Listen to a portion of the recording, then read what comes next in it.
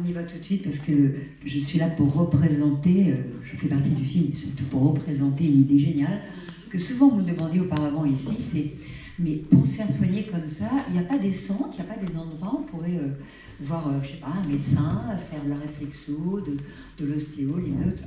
Et donc, ça nous a trotté dans la tête, je fais partie d'une association, c'est 2DS, et on s'est dit, et si on faisait un film pour répertorier tous ces centres en France? Bon, ça a pris beaucoup de temps, d'énergie, il faut des sous, la guerre. Et It Works, on a réussi à faire ce film. Viens voir, la médecine de demain est-elle en train d'éclore? Et la cerise sur le gâteau, c'est que comme, voilà, on nous a dit, et si tu vous présentiez ce film au Festival de Deauville? Alors on s'est dit, oh non, mais nous on est des artisans. Mais non, on ne sait jamais. On a eu la médaille d'argent. On était ex-aequo avec un film d'Arte. Et en médaille d'or, il y avait un film de Canal+. Donc on s'est dit, ouais, yes we can, hein, yes we can. Donc je vous laisse regarder parce qu'il y a beaucoup d'amour, il y a beaucoup de poésie, mais c'est sur le terrain, donc c'est un peu comme ce qu'on a entendu ce matin, c'est que dans l'humain. Voilà, je vous laisse regarder.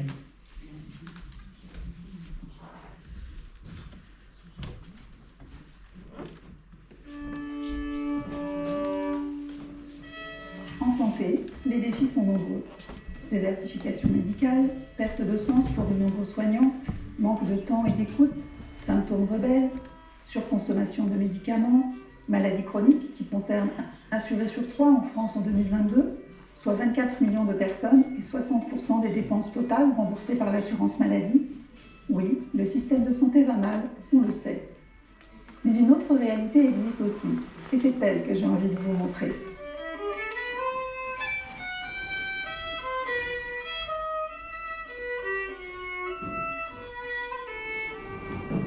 Un art de prendre soin intégratif et global est en train d'éclore partout en France et bien au-delà. Un art qui tente de répondre pleinement aux besoins des patients, des professionnels et des territoires. Un art qui mobilise savoir scientifique, expérience et cœur pour proposer des solutions personnalisées, quelles que soient les pathologies et les âges de la vie.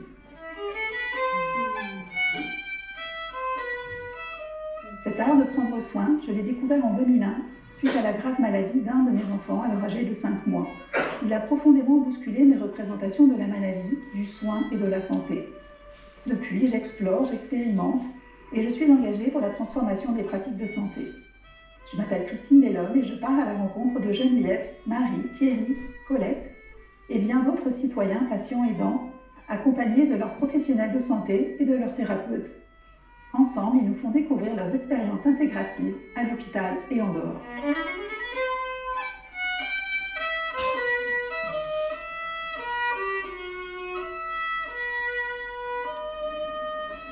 Aujourd'hui, plus de 50% des Français auraient recours à au moins une pratique complémentaire, voire plus de 70% pour les personnes atteintes de cancer. On parle de pratiques physiques, comme l'ostéopathie, de pratiques psychocorporelles, comme le yoga, ou bien encore de traitements naturels, comme la phytothérapie, ou de pratiques en système complet, comme la médecine traditionnelle chinoise. Lorsque ces pratiques sont associées aux soins conventionnels et à la prévention, lorsqu'on est dans le « et » et non dans le « ou », on parle de médecine et de santé intégrative. Mais où en est-on en France de cette intégration? Quelle évolution observez-vous sur le terrain depuis une dizaine d'années concernant l'intégration des pratiques complémentaires dans le soin? Elles étaient, il y a 10 ans, même bien avant encore, très marginalisées, voire ridiculisées. Depuis maintenant effectivement une dizaine d'années, on voit de plus en plus d'initiatives, on voit toutes ces pratiques qui émergent et ce qui suscite aujourd'hui beaucoup plus d'opposition, forcément, parce qu'elles sont de plus en plus présentes. Je crois que demain, en fait, ça sera normal, une évidence, en fait. Et quelles observations vous faites sur le terrain, en fait, par rapport à ces intégrations? Est-ce qu'il y a vous avez beaucoup d'exemples? Ah oui, il y a beaucoup d'exemples à l'hôpital. Déjà, ça commence par l'hôpital, et ça, c'est très rassurant dans la mesure où il y a tout ce cadre hospitalier, et on est vraiment dans un parcours de soins intégré, là, quand vous avez des pratiques de yoga, de méditation, le recours à des huiles essentielles, par exemple, dans les services hospitaliers, c'est très sécurisant. Mais on voit depuis maintenant, effectivement, une dizaine d'années, de plus en plus d'initiatives émerger partout dans le territoire, en ville, que ce soit l'initiative de médecins, de professionnels de santé, mais aussi de praticiens du soin, d'une manière générale, qui veulent de plus en plus travailler en collaboration, en coopération. Comment est-ce que vous voyez le rôle de la pharmacie sur son territoire dans 10 ans? que ce soit en ville ou en ruralité. Je vois la pharmacie de demain comme un hub de santé de proximité, en fait, et surtout face à la désertification médicale où de pharmaciens de plus en plus dans le soin et demain peut-être également dans la coordination en fait, de tous ces parcours avec le médecin. Commençons notre exploration par la pharmacie. Pourquoi ? Parce que c'est le lieu de santé de proximité dont nous poussons tous la porte un jour. Un lieu où le « et » existe déjà. Direction Paris et la pharmacie de l'Europe. Un lieu surprenant, c'est une véritable ruche où cohabitent à part égale produits naturels et médicaments conventionnels. La pharmacie ayant d'ailleurs la possibilité de fabriquer les deux dans son propre laboratoire. Voilà, donc ici on est vraiment dans tout ce qui concerne l'aromathérapie, la phytothérapie, tous les soins naturels qui vont permettre d'être utilisés soit aussi bien dans le maintien de la bonne santé des patients, soit dans la partie aussi thérapeutique pour les soigner. Donc là ici on va retrouver les tubes d'homéopathie qui nous permettent immédiatement de dispenser les ordonnances des patients. Et si on ne trouve pas notre donneur ici, on s'adressera au laboratoire qui nous réalise immédiatement la préparation homéopathique.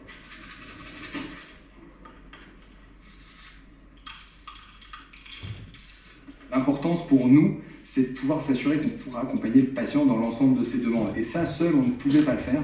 C'est pour ça que très rapidement, on a essayé de construire ensemble une structure interprofessionnelle efficace. C'est là une CPTS, Communauté Professionnelle Territoriale de Santé. Et cette dernière, qui a maintenant 2 ans et demi d'existence, nous permet de nous appuyer sur un vrai réseau de professionnels de santé nécessaires et adéquats en fonction de nos besoins, auprès de qui on arrive facilement à réorienter. Et est-ce que dans cette communauté professionnelle territoriale de santé, il y a aussi des thérapeutes, des... Alors c'est un grand débat. C'est sûr que nous, notre CPTS, on a la chance d'avoir dans la construction de cette CPTS des professionnels de santé purs mais très ouverts. Donc on essaye un petit peu de l'entraîner vers une approche un peu plus ouverte, un peu plus intégrative. Constat très encourageant que d'autres CPTS sont aussi dans cette dynamique d'ouverture. Bon, quittons cette grande ruche parisienne pour poursuivre notre exploration. C'est en Bretagne que je vous emmène maintenant dans un autre type de ruche, où le « et » est aussi une évidence. Situé dans la petite ville de Plouhinec, le centre Arusken, la ruche en breton, fait partie des structures innovantes qui associent soins conventionnels et pratiques complémentaires. Ici, la fondatrice est une dentiste. J'ai rendez-vous avec Martine, qui fait 1 heure de route pour venir la consulter. Pas grave, pour rien au monde, elle ne se passerait de l'approche globale du docteur Predval, qui la suit depuis 30 ans. Encore moins depuis le choc émotionnel qu'elle a subi il y a quelques années. Je la retrouve en pleine consultation. La consultation bucco-dentaire va commencer par une analyse de la bouche dans sa globalité. C'est-à-dire, je vais regarder tout ce qu'il y a dans votre bouche, dent par dent. Je vais regarder la gencive, dans toutes les zones de gencive, je vais regarder la langue, et tout ce qui peut me venir à l'esprit, je vais le noter sur ce schéma dentaire. Donc c'est votre dentiste qui vous conseille, qui vous a invité donc à pratiquer un certain nombre de thérapies complémentaires. Comment est-ce qu'elle en est arrivée à vous préconiser ces pratiques-là? Comment ça s'est passé? Vous pouvez nous raconter? Certainement par son écoute. Donc j'appellerais ça plutôt une orientation. Okay. Et très très important.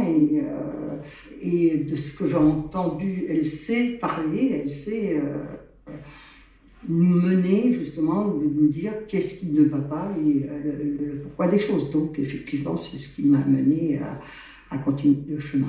On peut aussi parler du diaphragme, de la position du diaphragme qui va entraîner une mauvaise respiration, une mauvaise ouverture de la cage thoracique. Qui dit mauvaise respiration dit stress. En fait, il y a des impacts à tous les niveaux et au niveau émotionnel, évidemment, il y a des impacts. Est-ce que vous avez toujours travaillé avec cette approche globale de la personne? Non. J'ai commencé à travailler, pendant une dizaine d'années, j'ai travaillé de façon classique, homéopathique, classique. En fait, il y avait des réponses que je n'avais pas en fait, pour certains patients. Il y avait des problématiques où je n'avais pas de solution. Et donc, j'ai commencé à chercher des solutions. J'ai fait 5 ans d'homéopathie, puis après j'ai fait de l'acupuncture et je me suis rendu compte que tout était en relation par l'intermédiaire des méridiens.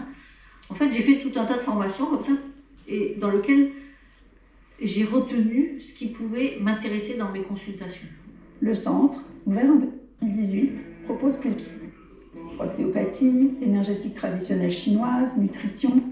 Grâce à son analyse des dimensions digestives, posturales et émotionnelles, Brigitte Prédeval peut orienter le patient vers telle ou telle pratique selon le plus urgent à traiter.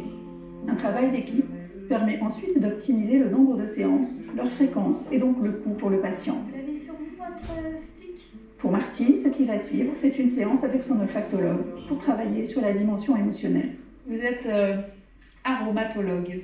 Voilà, c'est ça. Avec une spécialité dans l'approche olfactive. Est-ce que Exactement. vous pouvez nous expliquer un petit peu en quoi ça consiste? C'est utiliser les huiles essentielles par la voie olfactive pour leurs bienfaits, donc sur tout ce qui va être de la sphère du bien-être. C'est propre à chacun. Il y a des personnes qui sont très réactives, qui peuvent avoir des résultats très rapidement. D'autres personnes où ça prend un peu plus de temps. Mais une chose est certaine, c'est qu'il y a toujours un apaisement, un bien-être et un mieux-être. Je vous invite à reprendre votre stick olfactif, à l'approcher progressivement à la distance du nez qui vous correspond le mieux, puis tranquillement à laisser l'odeur venir et enfin laissez-la aller là où elle souhaite se poser,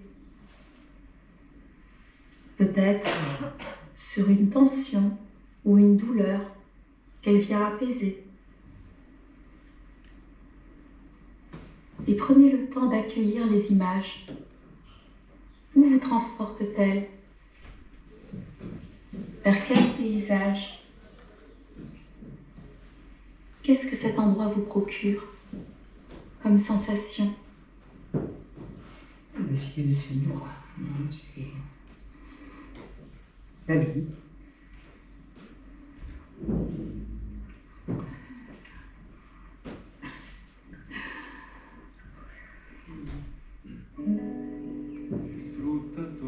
Ailleurs aussi, des lieux de santé intégrative généralistes existent ou sont en projet.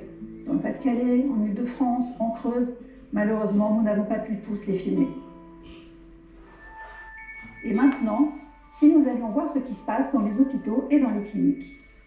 Bienvenue en Provence, avec ses pinèdes et ses cigales. C'est au cœur d'un parc de 3 hectares que se trouve la Maison Équilibre, l'hôpital de jour de la clinique Saint-Christophe. Ici, les équipes formées en éducation thérapeutique accompagnent des maladies chroniques liées à l'obésité. Geneviève s'y rend chaque jour depuis 2 semaines. J'avais l'impression que c'était à cause de mon poids que je ne pouvais plus bouger.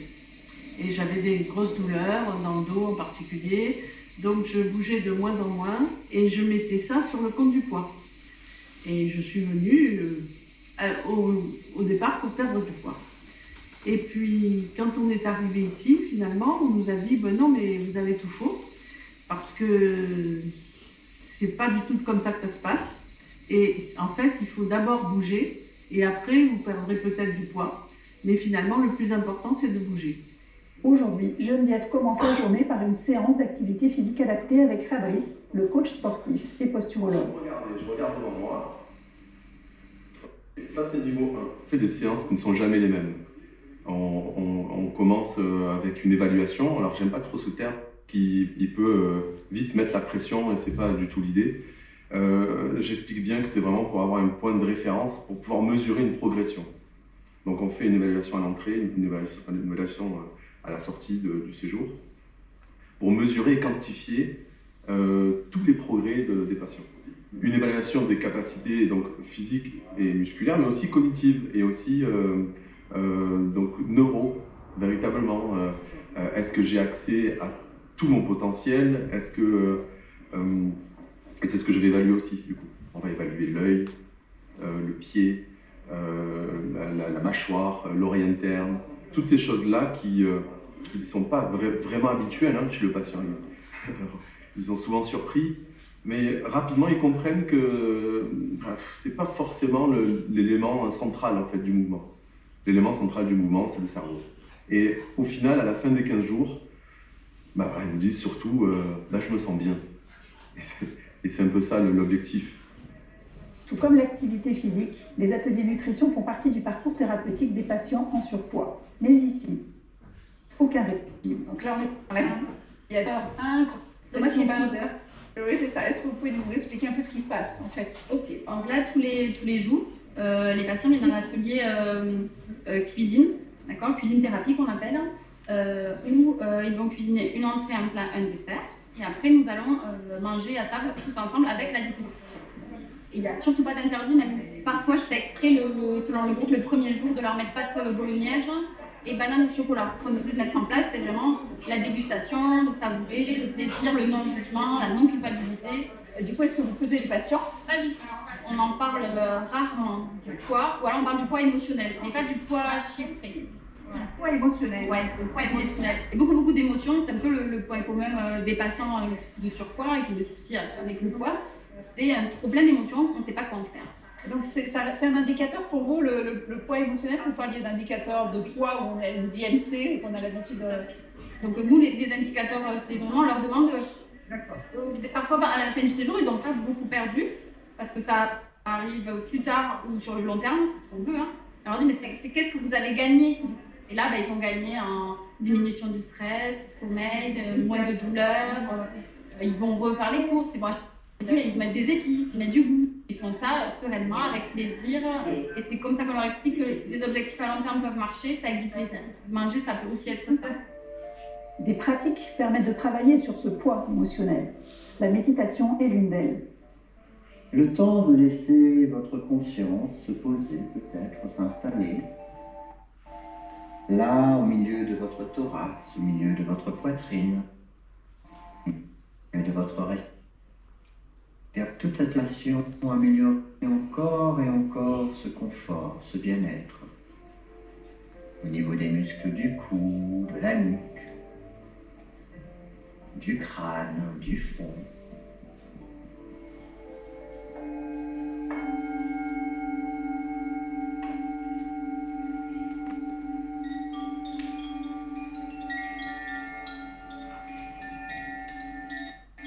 C'est la découverte. C'est l'expérimentation. C'est par l'expérimentation, je pense qu'on peut avoir autre chose à vivre, d'autres dimensions, une autre idée de même. C'est ce qui est fondamental, intégratif, c'est qu'on prend en charge l'être dans sa totalité. Et à partir de là, on va pouvoir amener cet équilibre sur tous les plans de l'être, aussi bien physique que mental, émotionnel, énergétique et spirituel. Et c'est cet équilibre sur les différents plans qui va conférer à l'individu cette sensation de bien-être.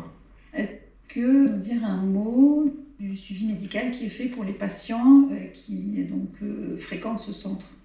Oui, alors les patients, pour faire le prix total des deux, vont faire la demande, ça passe par le médecin traitant, une demande à la sécurité sociale, puisque c'est une partie est prise en charge.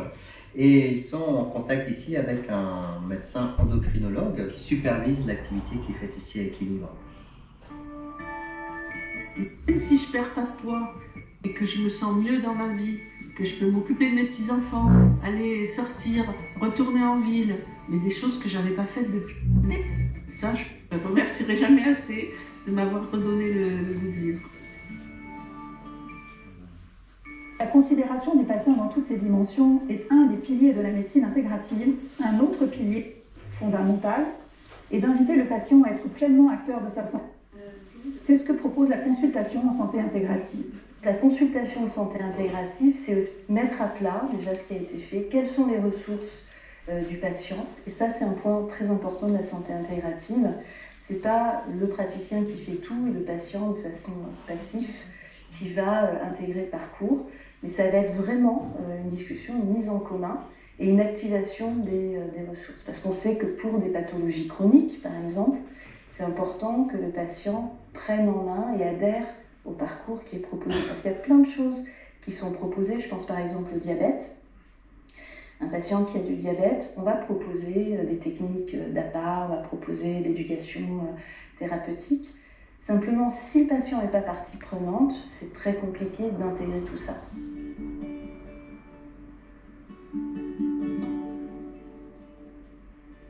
Rendre le patient acteur, c'est une des priorités du SAM. Le SAM, c'est le service de soins et d'accompagnement dans la maladie du centre hospitalier d'Orthez. Il accueille des patients atteints de maladies chroniques. Colette est atteinte du syndrome de Crest depuis 2009, une maladie rare. Sportive et dynamique de nature, sa pathologie l'a fait tomber dans la dépression avec des douleurs chroniques intenses jusqu'à en perdre la mobilité. Elle a rendez-vous avec le docteur Coste, médecin généraliste et art thérapeute.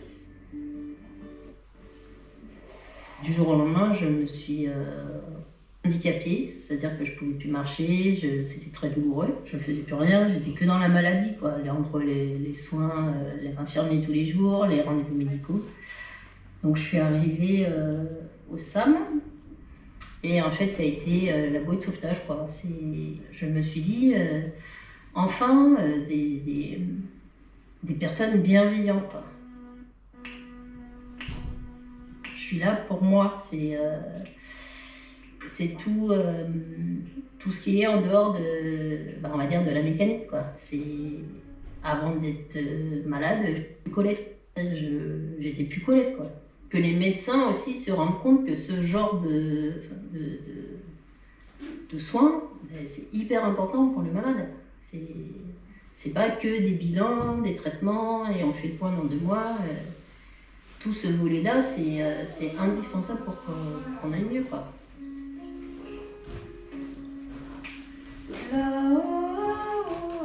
D'où est née cette idée? Du SAM? Oui. Alors, l'idée du SAM, elle est venue du concept que pour bien soigner, il faut déjà être bien soi-même. Et donc, si on fait dans le soin des choses qu'on aime, on soigne bien. Moi, ce qui me fait vivre, c'est plutôt ce qui est autour. Donc, je me suis dit, j'aime un soin autour. J'ai encore les notions que j'ai actuelles sur comment ça marche.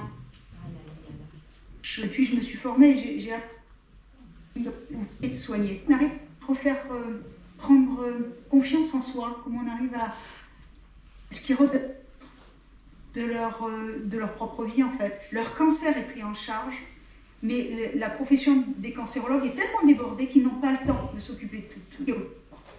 Et on s'est dit, ce qui est vrai pour la cancérologie, ça doit être vrai aussi pour la chronique.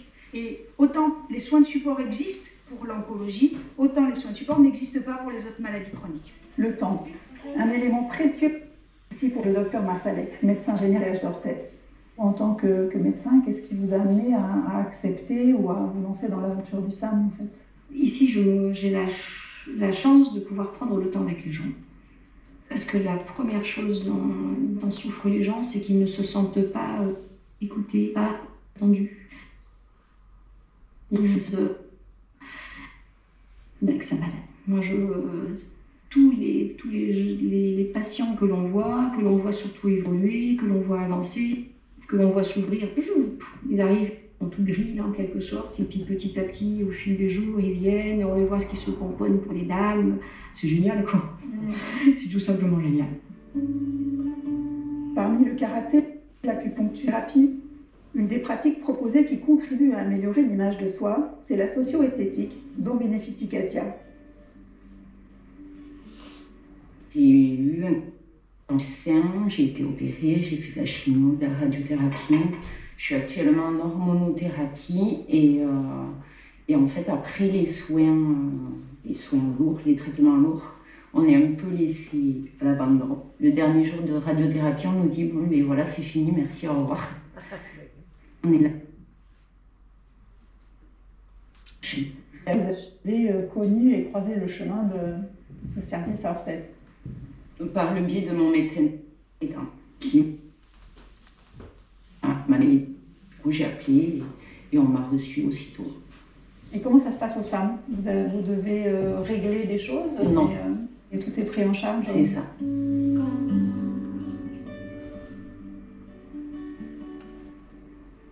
Je suis en train de faire un soin du visage adapté à Katia.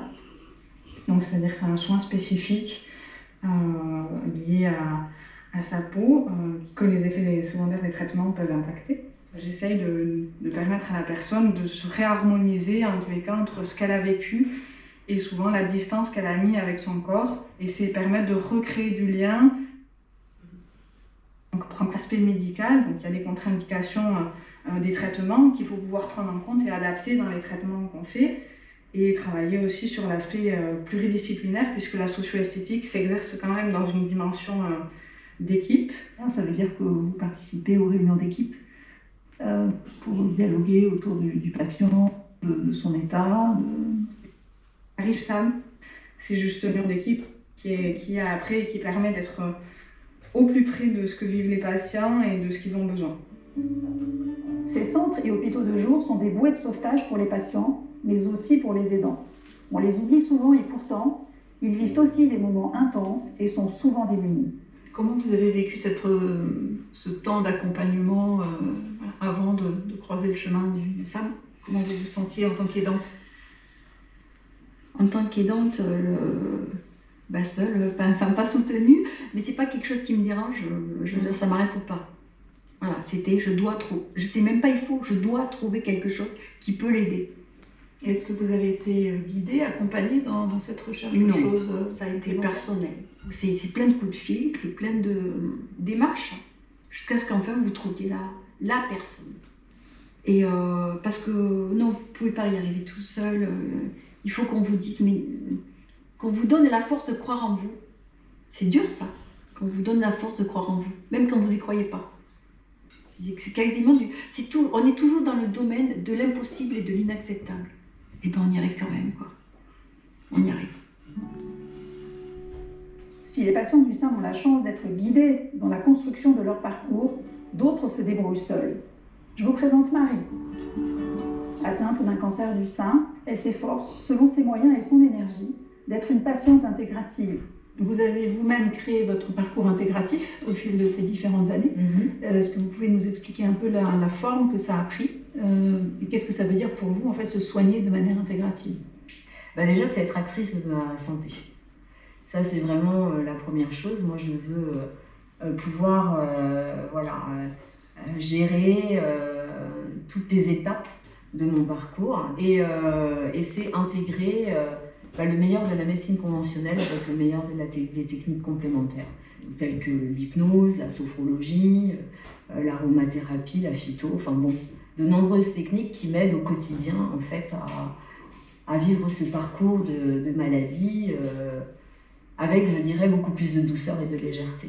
Pourquoi intégrer ces pratiques-là en complément des traitements? Alors moi, c'est un vrai mieux-être. Clairement, pouvoir avoir des médecines complémentaires qui nous permettent de nous soulager, d'aller mieux, d'avoir une oreille à l'écoute, pour moi, c'est juste vital en fait. Les personnes comme Marie sont nombreuses. Et c'est justement pour les épauler que Marion Bandel a développé un concept de pharmacie innovante dans un territoire semi-rural. Direction Belleville-sur-Saône, au nord de Lyon. Au sein de cette toute jeune pharmacie, l'Espace Pluriel, un lieu d'accueil et d'accompagnement des femmes atteintes de cancer du sein. Est-ce que l'Espace Pluriel a d'emblée été dans les projets ou c'est quelque chose qui est venu après? Non, ça a d'emblée été dans les projets. En fait, on est parti d'une patiente qu'on n'a pas su équiper, qui était livrée à elle-même il y a 10 ans et on s'est dit c'est pas possible. Dans notre future pharmacie, il faut qu'on lui crée un local et puis du coup on a fait d'autres espaces, un peu comme une pharmacie Marguerite qui propose du coup différents services. Et dans cet espace pluriel, est-ce que vous pouvez nous en dire un petit mot dans les grandes lignes? C'est presque un petit magasin dans un magasin avec une équipe dédiée, diplômée et avec... C'est vrai que Chloé, quelque part, a un nombre de compétences qui est très large et puis a toujours eu cette dynamique et ce petit grain et cette passion pour cet espace-là et l'humanité qu'il fallait pour le développer. Et en plus, associé à notre coiffeuse dans l'équipe, effectivement, ça permet effectivement une bonne prise en charge de la patiente. Parfois, il s'agit de raser, donc c'est des étapes importantes. Donc là, pour le coup, le lien humain et l'expérience d'une coiffeuse qui a exercé en tant que coiffeuse est important. Écoutez, on va découvrir cet espace. Avec plaisir. Qui est effectivement dans un endroit un petit peu plus confidentiel de la pharmacie, visible en vitrine depuis l'extérieur, mais malgré tout, un peu caché pour beaucoup plus d'intimité, parce que là, on va traiter effectivement des sujets un peu plus intimes. Enchantée, Chloé. C'est votre univers. C'est ça. Exactement. Qu'est-ce qui s'y passe dans cet univers? On reçoit les patientes et les patients qui sont souvent sous soins en chimiothérapie, on va dire.